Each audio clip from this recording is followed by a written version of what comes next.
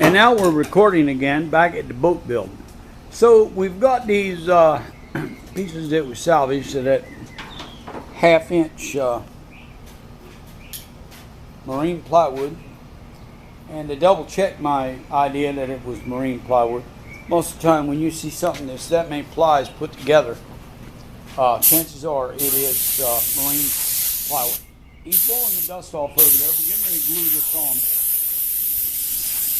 The painted side I ground off on a couple of pieces, but this paint is sticking so good at that surface, I'm not going to lose time trying to do anything else with it. And you can see that our piece over here that we put on earlier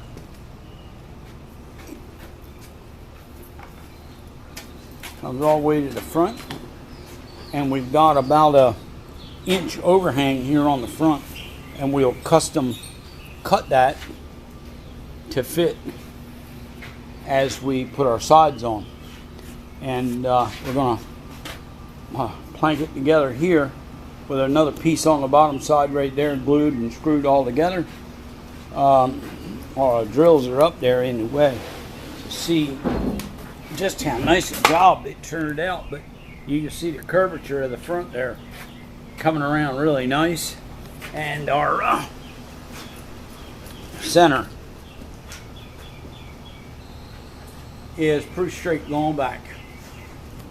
So now we're going to that's going to be the bottom side, Charlie. Right, we're not going to grind those out. We're not going to grind them out like we did the other. No. That glue is on there so tight. All right, paint's on there so tight. We're going to caulk it up and flip it over. Put that piece on.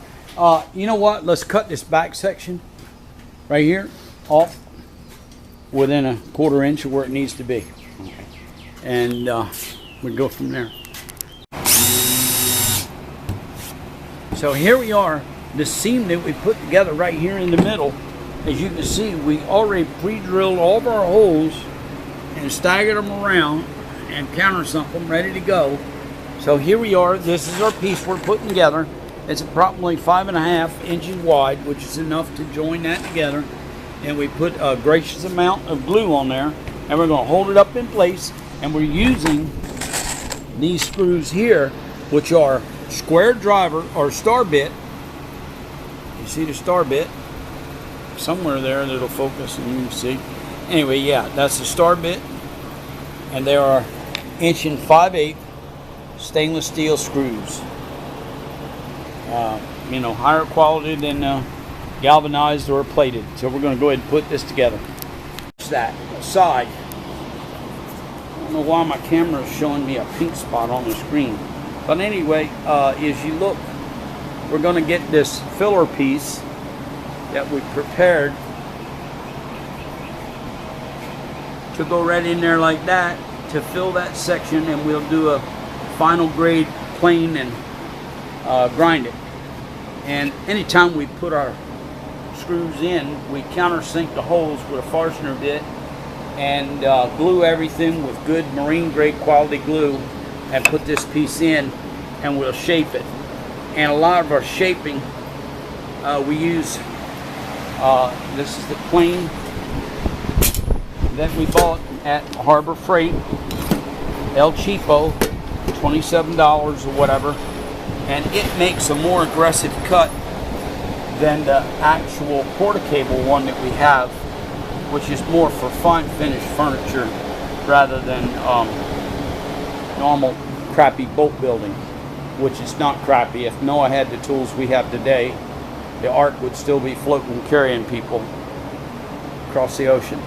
Okay, and as we fit those pieces in and get that, I want to point out to you, my luck is better than most people's planning.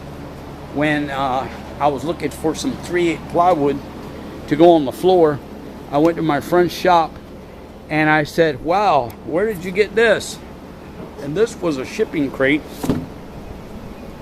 made of high grade mahogany 1/2 inch that I salvaged for free and the edges were all stapled naturally with stuff they put shipping crates together with.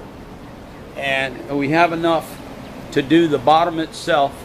As you can see, this is a fine looking piece of plywood that we fit to the edges. Left a little overhang here. These diagonal braces help hold the transom in place as we're building. And as you can see, the bottom of the boat has been put on with screws and very good, and it's ready for sides. And as we go, you'll see the bottom of the boat has been covered with fiberglass, and the sides of the boat have been covered with fiberglass too. Where you see the shiny parts is where I've put new fiberglass on, possibly overlapped, and where the whiter looking areas of fiberglass is where it's been sanded for repairs or added fiberglass, especially on the corners. As you look at the whole area, you can see the green color, which is fiberglass reinforced body filler that I put over top of the glue or caulk areas over the screws, because the fiberglass itself will cause the caulk to swell and expand and make a divot in the finished fiberglass. But the body filler cures fast enough, it doesn't bother the caulk or the glue where I put it on the holes and where we joined all the pieces together. So as we get to the end, you'll see the sheen of the fiberglass just before it's sanded